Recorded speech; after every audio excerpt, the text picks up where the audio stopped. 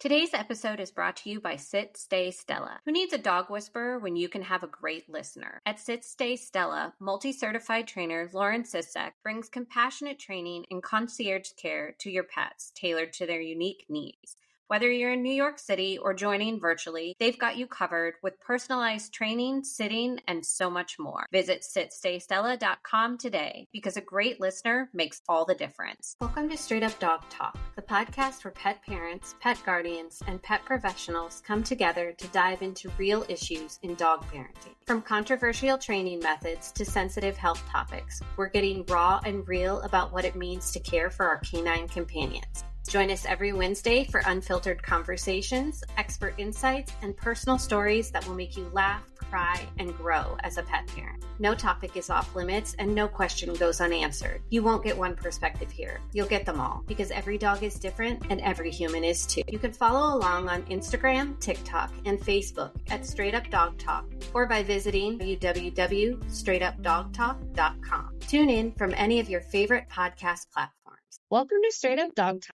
I'm Em, and we are back with a fan favorite, Lauren from Stay Stella. How are you doing today, Lauren? Well, fabulous. Now that you just called me a fan favorite, my day is done. Your episode has one of the highest listens overall. When you talk about controversial topics, people want to listen because they've learned things, right? It was a great episode and constantly get people saying, oh my gosh, I loved that episode. It's always good to have people come back that our listeners like. But today, we're kind of just going to jump all over the place. But let's start with update us. Tell us the new things. Tell us what's going on. You have some exciting news to share and your business is growing. You're also helping the community. So let's get into it. When did we record my last episode? October of last year, I think.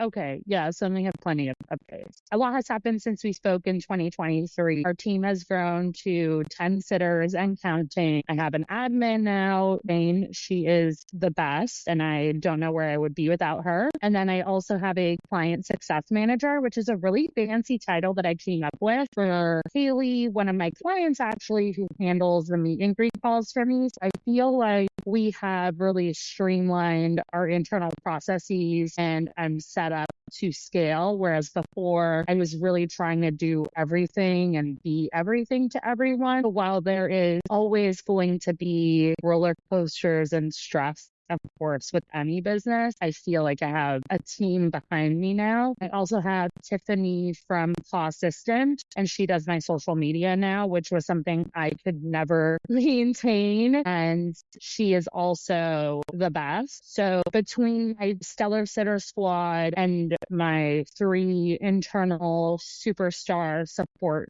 team members, we are in a really great position. So with that, I was able to take on more because, you know me, why would we just relax, right? That would be weird. I've actually partnered with Aaron from Sweetie Gigi on Lead with Love. It's his nonprofit, and there's 2 branches within Lead with Love. I'm focusing on the Bully Breed Bunch, which is where they find local trainers to host free community and also paid events for anyone and their dog. So if you have a reactive dog, a spicy dog, you're welcome to join. Also going to structure my community programs so that you can come without your dog, because I know that is something that can really stress out a lot of my clients where they're overwhelmed and they don't even want to come on the subway with their dogs, or they want to see what it's like without them first. So I'm preparing programming not only for dogs and their guardians, but also for just the guardians alone. So I'm super pumped about that. It's going to fill a gap that we currently aren't really filling with just my sliding scale and really make my services more accessible to the community. I think that is incredible. Yeah. Of course, we've had Aaron on the podcast. I absolutely love him and his mission, and think that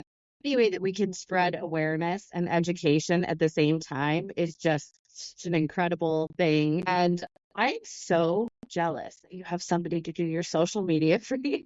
Posting on social media is like the worst thing in the world to me, and I'm so jealous. But I'm the same way. Like, I have to be like busy all the time. So it's like if I gave up the social media, I would probably be doing something else too. And being part of the Lead with Love community is just That's a huge goal of mine. I would love to participate in that too. But I kind of like hop around and visit the different ones because, there's one in Vegas and there's one in San Diego and there's one in New York. So it's kind of like jump around a little bit and see how they all work and how everybody is doing it differently. Because like you said, if you pick an area of focus, I think it's really cool that you're also going to have an option for owners to just come and observe, come and learn, maybe work with somebody else's dog, maybe work with Stella. Who knows? She's definitely on a whole different trajectory as well. You were still struggling a little bit with her at the end of last year, and Stella has made some big strides, especially with house gifts and stuff too. So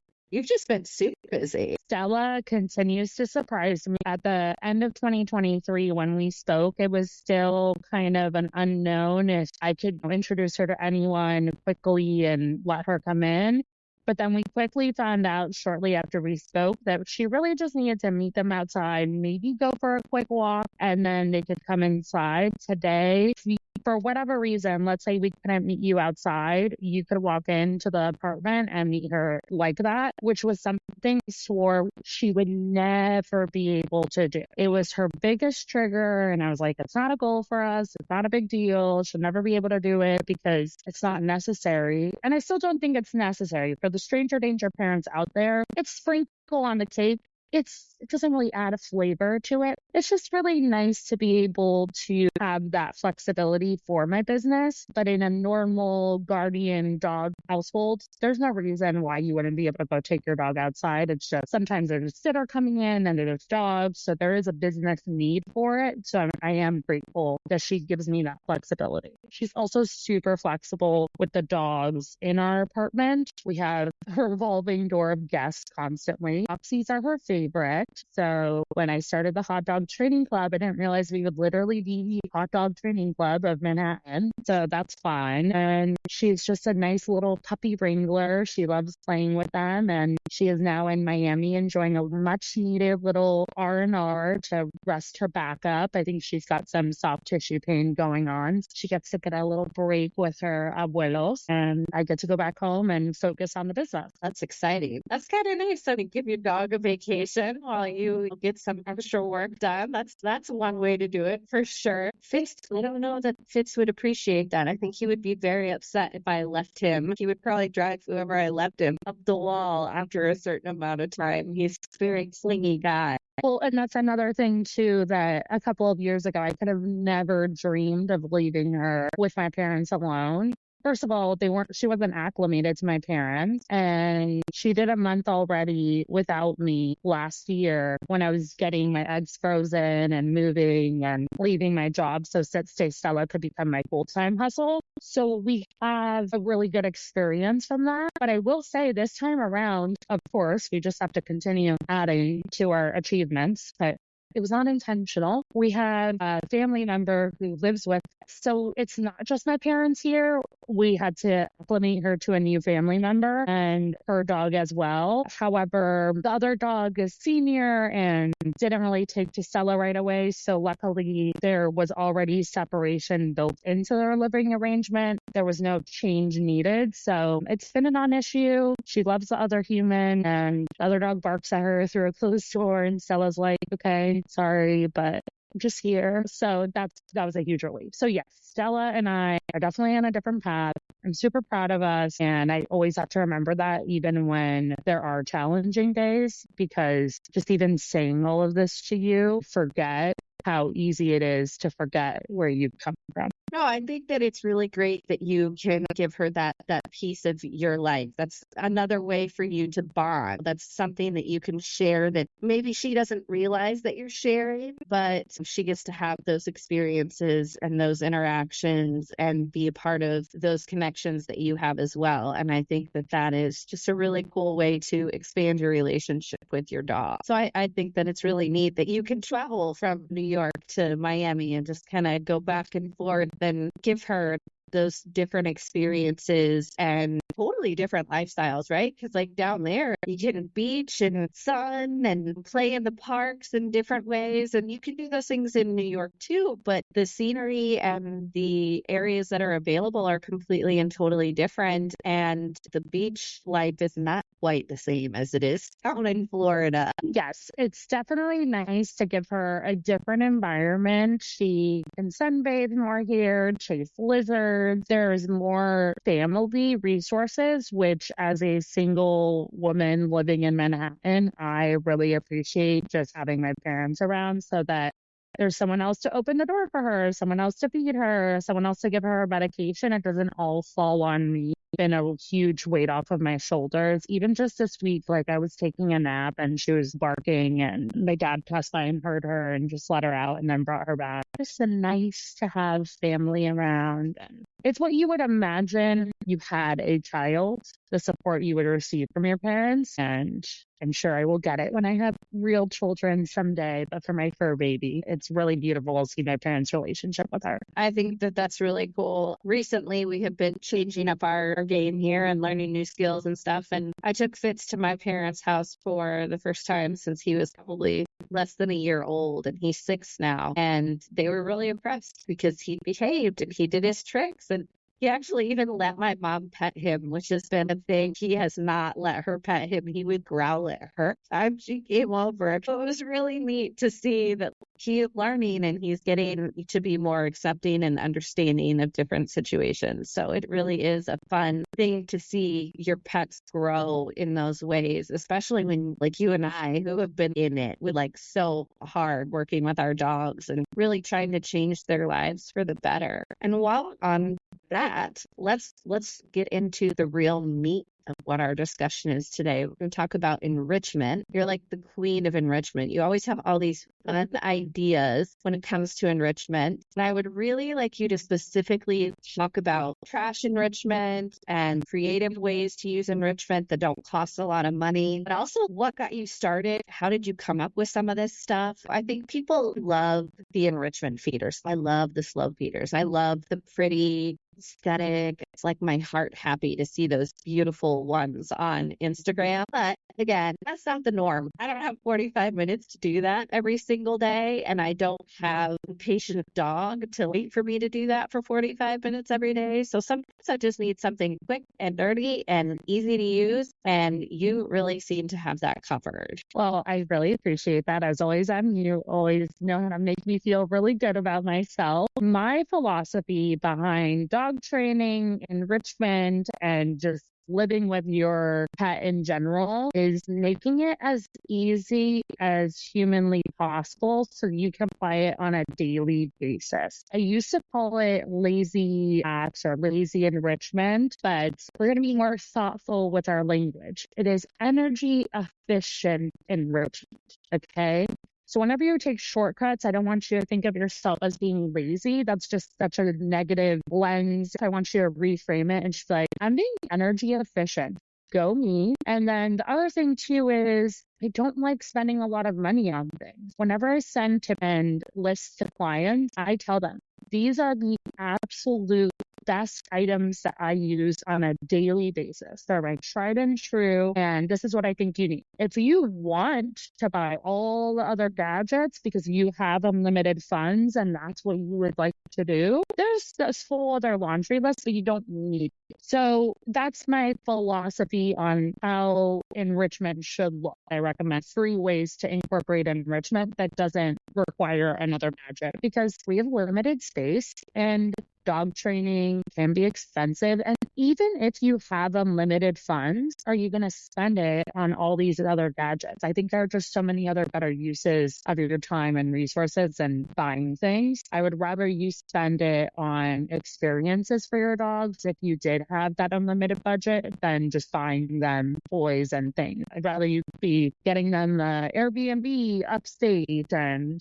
finding a sniff spot and more training experience, more Stella school, more trained patients, things like that. No, I completely agree. I think that having the experiences is just as important as having the enrichment items. But if you can find a more cost-effective way to do it and a less storage to take up, we've started the trick training. Plus we have our enrichment. And now we have our toys and now we have pods and balancing things and weave pools, all of the stuff. If you have a small apartment or even if you have an area to store these things, you have to rotate through it. And we've gotten to the point where I think we have 4 different flow feeders for each of them. And I'm kind of like, okay, enough. Stop buying them because we have enough to get us through a week. That's plenty. And you shouldn't make them too far in advance either, because then they get freezer burn and all that stuff too. There's all kinds of things I think that people don't always think about. So if you can spend less on enrichment, why not do it? So tell us what your tried and true methods are. Tell us these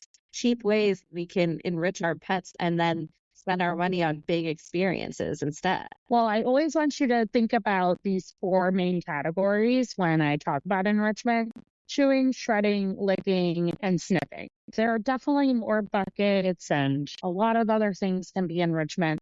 But for the average guardian, I just want you to think about these 4. So starting out with chewing. Dogs need to chew. Even if they're not a puppy, it is super relaxing for them. It's also great for their dental hygiene. I just got a ton of compliments at the vet for Stella's teeth. I do not brush them. We maybe use some dental chews, but she really gets to chew on Bones, wood chews. They're called Gorilla Wear. They are a tried and true. Everyone needs them. That is a definite item to buy and a great replacement strategy for your stick lovers.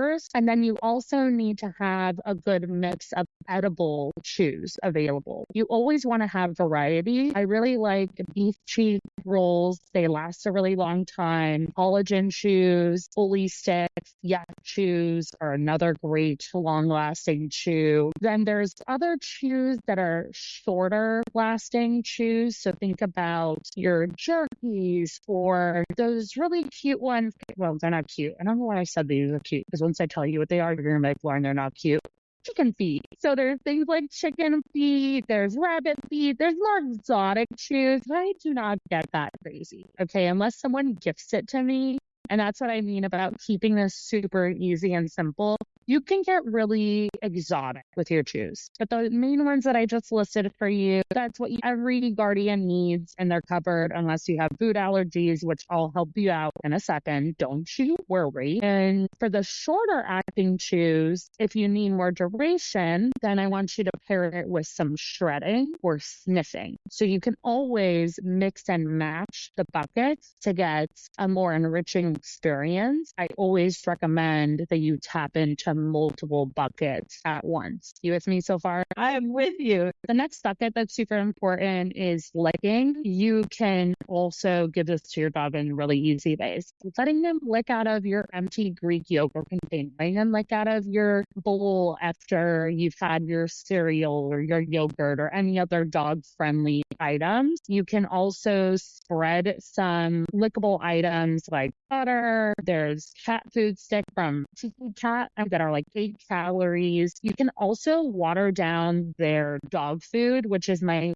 favorite, most cost-effective path. You basically just do equal parts kibble and water, and you can dilute it a little bit more if you have any calorie or small dog concerns. And then to thicken it back up, you can just pop the batter in the freezer to get it to the consistency you want. So play around with that a little bit. But Stella loves her diluted sundaes. I went through so many topple recipes and so many canned foods and so many peanut butters and all of this. And all I had to do was add water to her food. And it's so much more cost effective. It is. You know what else you can do? One of my favorite things to do is to water down the dog food, put it in your Ninja, your blender, whatever, and then put it into silicone molds and freeze it and give them like little popsicles. Love that. That's a great warm weather hack too. Also great for the dogs that are really bad about drinking their water. It encourages extra hydration because kibble does have less hydration. So I do recommend bark pouches. I think those are worth getting. I have made my own. I will tell you where to save and where to splurge. And I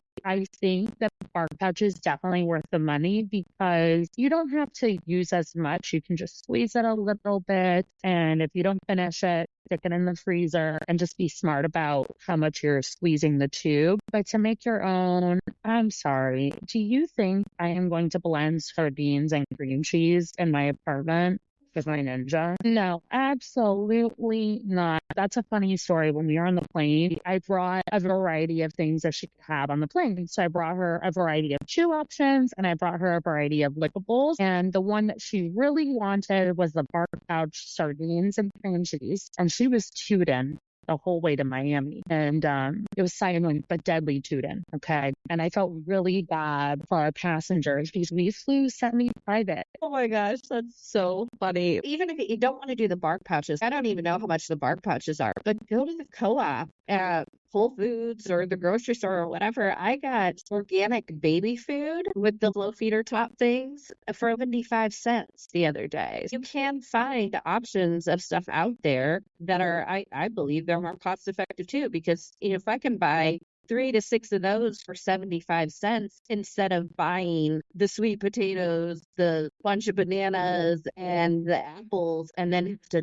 mix it all up. Just pay the 75 cents and use the squeeze. It's not that difficult at all. Yeah, it's definitely one of those things where you're trying to save so much money and you don't realize how much time it could really take you to DIY a lot of these things. So I always encourage people to look at what is your time worth? And if you don't know how to do this math, take your salary, divide it by the number of hours you work. That is your hourly rate. Now, if you have the opportunity to go and make additional money at that job, maybe you're a freelancer, you work for yourself, or you have a side hustle, right? Factor that in, and that's your potential hourly earnings. If you spend that on your DIY that's saving you $2 when you're passing up maybe 50 to 100 or more dollars, that math doesn't match. Go spend the $2 on the pre-made packaged item and use your time to either decompress, spend it with your dog, or potentially be earning more money than doing all these projects. Because while I would love to be an almond mom that is DIYing everything and making my daughter beautiful little art projects, blueberries and the sunflower things that people do, I'm not an almond mom. I am a realistic mom that is making my coffee with a top knot, maybe eating breakfast at like noon. I send out my laundry. I live in Manhattan. It's a very normal thing. But I'm not going to a laundromat because I know my time is better spent with my daughter or relaxing with her. So I just want you all to weigh the cost benefit analysis of, yes, let's do cost effective enrichment, but at what cost is DIY worth it? Yeah, I completely agree with that. Like I said, I love it and I think it's fun and it's beautiful and I will do it every once in a while, but that also costs more money. And you have to order things from 8 different places and then you have to wait for everything to get here. And then here we are again with now we have to store 18 different things so that we can have flower petals and pretty little cookies and different colored this and that. And I like it simple. Use one supplement. We use Pet Matrix and that covers all of our supplemental needs. So we don't have to worry about that extra stuff. That's one thing that I have to store. I don't have 18 different supplements that I mix around every single day trying to make sure that my dog gets the right balanced enrichment. I know that my dogs are getting everything that they need by having 3 small jars. And to me, that makes sense.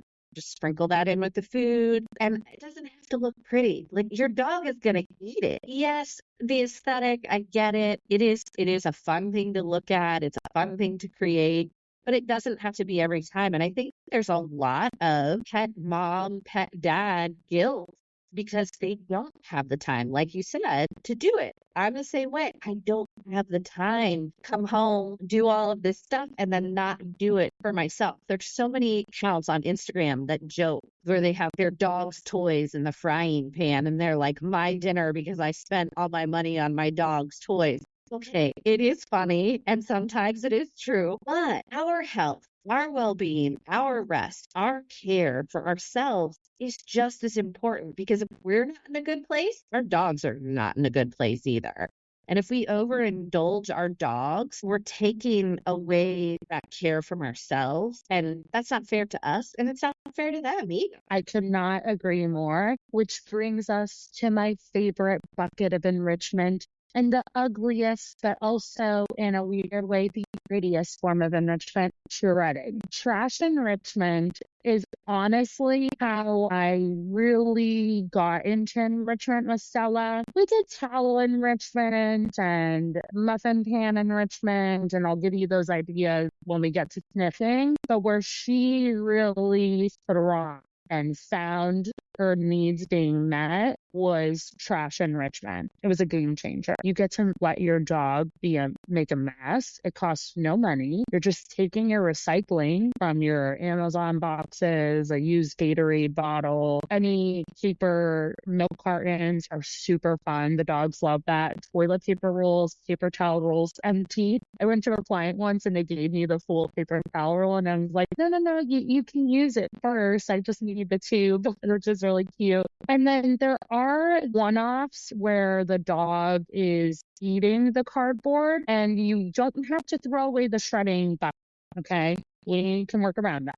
We have carrots, celery, and cabbage, and they can shred and eat that to their heart's desire. So if your dog has pica, I always forget which one it is. I know what you're talking about, but I always forget what it is too. I'm pretty sure it's pica. If they have pica, then that is a clue to me. If your dog is ingesting non-food objects, that is a clue for me that you may just want to get that checked out with a vet. That would be my professional recommendation, or they just need to grow into it as an adult. So some puppies may do it and then later on stop. Stella does eat teeny tiny amounts. I don't stress about it because it's such a small volume and it doesn't change her poop and she enjoys it and it's fine. So that is my risk tolerance. Everyone has their own risk tolerance. So how does one do trash enrichment? I would say the gateway trash enrichment item is always the paper towel rolls or the toilet paper rolls. If you have a very sound sensitive dog, do not start with a piece of kibble in there. Start with a piece of a really soft beat that's not going to make noise when it rattles inside. The kibble rattling is going to probably scare them away. And you'll just close one end by pushing it down,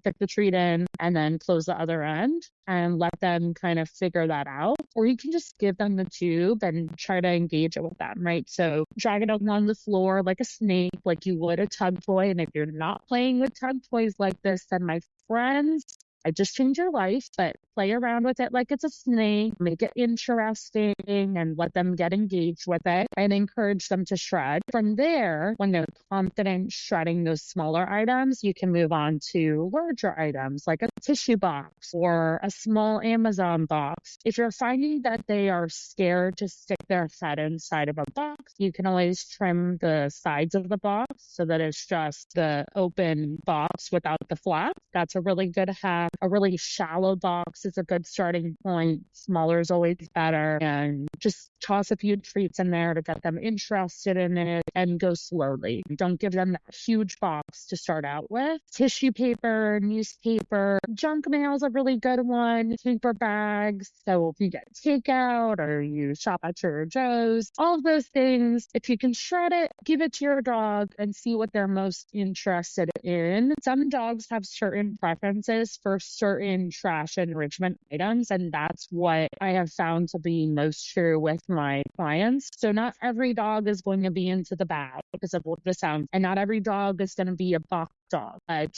every dog will have their own trash enrichment preferences, and you just have to figure out what that is. Stella does not discriminate. If it's shreddable, she'll shred it, and that's why she's the queen of trash enrichment. And then, my friend, you're going to take all of those little scraps and you can throw them into a nice shallow box or a deeper one, depending on your dog's comfort level. And it's going to bring us to our last bucket of sniffing. So now you've just made yourself a snuffle box. You didn't have to go buy a snuffle mat.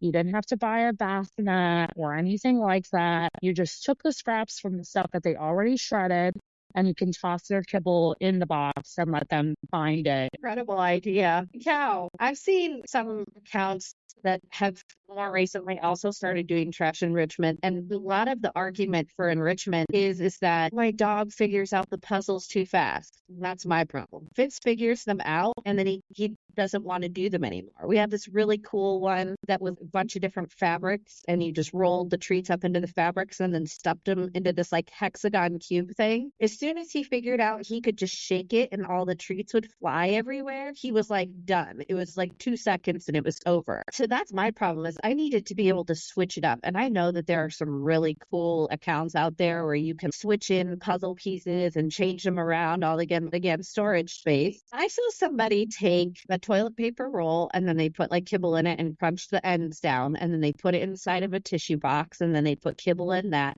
and then they put it inside of a larger box and then wrapped it up with like towel or something. Almost like when somebody gives you one of those fake gifts and you have to open it 18 times to get to the center of it. That's exactly what it was. And I was like, this is just so cool. And it just comes out of your recycling bin. Fruit roll-up boxes, cereal boxes, milk cartons. I mean, anything that is easily shreddable. Don't give them sharp plastic things, because you don't want to cut the roofs of their mouths or things like that. Like you said, everybody's going to have their boundaries. For me, it's the sharp plastic things that could potentially cut the roof of their mouth open. Or rope. That's why I stay away from rope toys, because if that shreds up, it gets in their gut and it toils up their intestines. Your dog eating a piece of shredded toilet paper roll, that is not going to hurt them. It's also paper, so it's going to dissolve down and get pulpy and it'll pass out just fine. So if you're going to give them the paper milk carton, take the plastic cap, take that part and throw that away. Put that back in your recycling bin.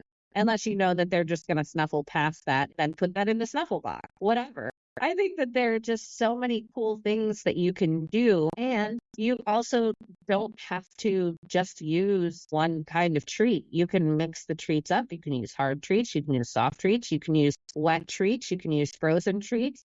And really, just depending on how your dog gets through it, if you want to have a topple in the middle of it as the go-go, like, why not do something like that? Here's your bing, bang, boom. Find your prize. That gets your sniffer going. Literally. And that's what I was talking about when I said definitely combine the buckets, because I did post that topple in a box tip like 2 years ago. And people were blown. They were like, wait, I never even thought about that. I just have been like, okay, here's your topple and here's your box. And I said, well, why don't we just put them together? Ta-da! Right? So to your point about puzzle toys becoming easy, it's where I really like to take advantage of the sniffing bucket of enrichment, because you can take that really easy enrichment toy and hide it. Totally change the difficulty level. And I really like scavenger hunt. It is a little bit harder with multi-dog households. I don't do them as often with Stella as I used to, because with the dogs around, it would take too long for them to find everything and then lead to conflict. So I don't do it with the dogs. If you have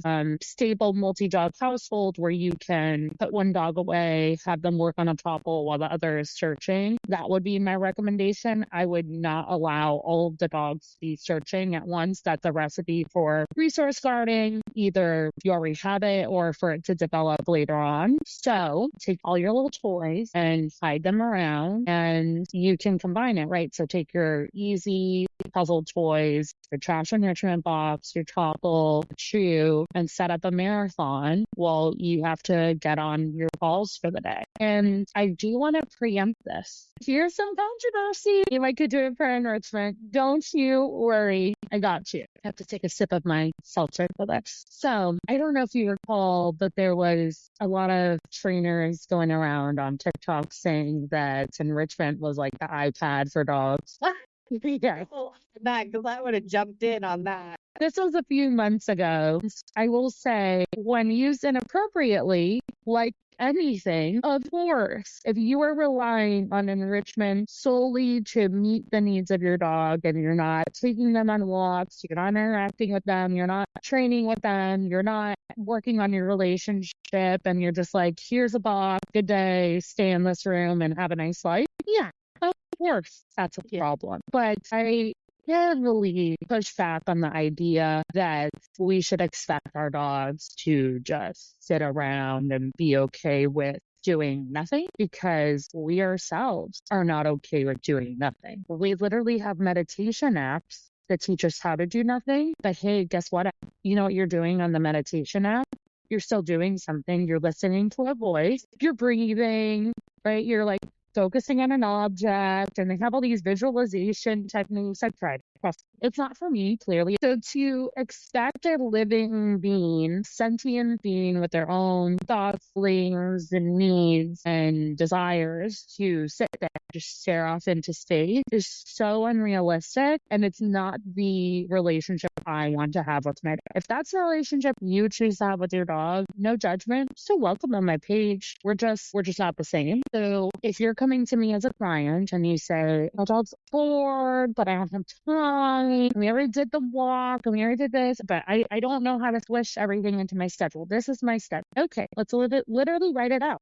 I've had new moms tell me their breastfeeding schedule, the nap schedule, and I literally find the pockets for the dog within there. And if you're my client, that's what you can expect, even if you're an investment banker, new mom, whatever. I work with it all, but I just think it's so unrealistic to expect people to spend 4 hours a day with their dogs. So there have to be happy mediums where the dogs are fulfilled and that the people aren't so stressed that they can't maintain healthy coexistence with their dog. And so enrichment is a beautiful, beautiful land where you can give your dog these outlets, species required outlets to fulfill their needs. So if your dog's shredding their pillow, it's because they have a shredding need. If they're chewing your West Elm table or whatever else they're chewing that they shouldn't be, it's because they have to chew. If they're sniffing around in your closet and then end up chewing your shoes because they find them nice and stinky, it's because they want to be smelling something, anything. And if they're licking inappropriate things that they should not be, maybe they're licking your face a lot, they might be really anxious. That's another good clue for me. Then I want to give them a place where it is allowed and where the human is going to be less frustrated with them and where the dog's going to be less frustrated too, because now they're allowed to do it and they're not going to get yelled at for doing it. I completely agree. And I'm going to hop back one topic and then I'm going to come back to this one. When you said management about splitting the dogs up, I am on board with that. I do that at my house. Toby goes in my bedroom. He gets his little whatever it is that he's getting. He usually gets something pretty basic because Toby's an old dog and he doesn't care. He just wants the food. Like, that's it. He's fine with the licking and laying down and doing that.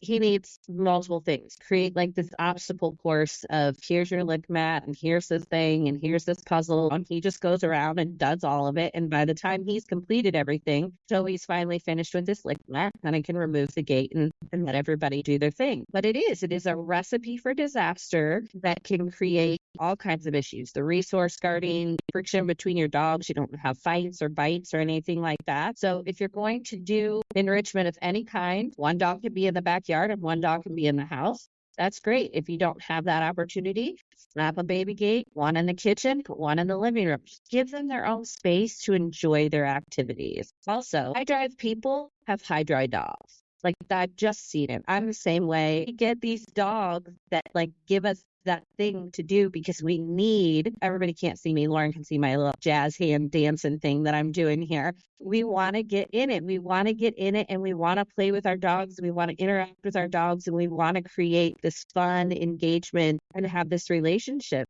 with our dogs. And not everybody's like that. Not everybody wants the level of love that we have with our dogs, but you can still give them through enrichment a need, like you said, a genetic, biological need. Dogs need to sniff. Dogs need to chew. Dogs need to lick. These are things that they need to do. And while the 15 minutes of sniffing is equal to an hour of play, that doesn't replace the play part, right?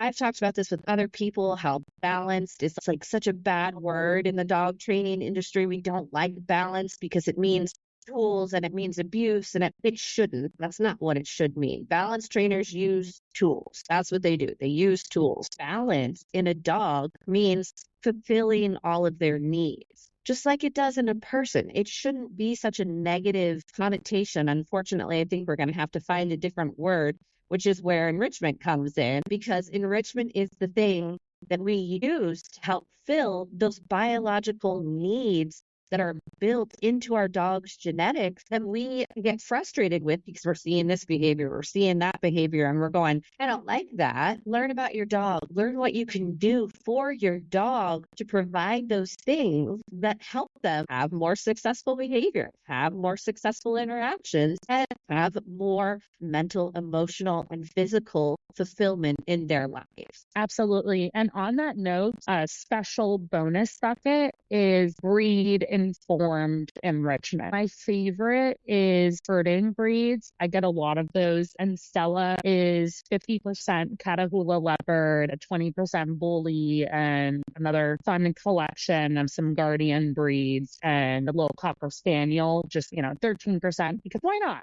Just a funsies. And it is super important to meet herding needs, special place for herding breeds in my heart. So I would definitely check out Wild at Heart Dogs. She has a urban dry herding program. It's fairly affordable. I want to say it's less than $200 for a 3 or 6 week program. It's online, it's recorded, and I paid for it and I still haven't watched the lessons, but we're going to do it and you can learn how to dry herd. So your dog doesn't need to have livestock present, but they can actually go through the motions of herding. So that's a great option for herding breeds that are in an urban environment. And there's also flirt poles. You can use herding balls. I use a soccer ball with Stella because I don't have space for a herding ball, but you can engage in that behavior sequence in a healthier manner and also practice the start and the stop of it so that there's an allowed place to do it. Otherwise, you're going to see it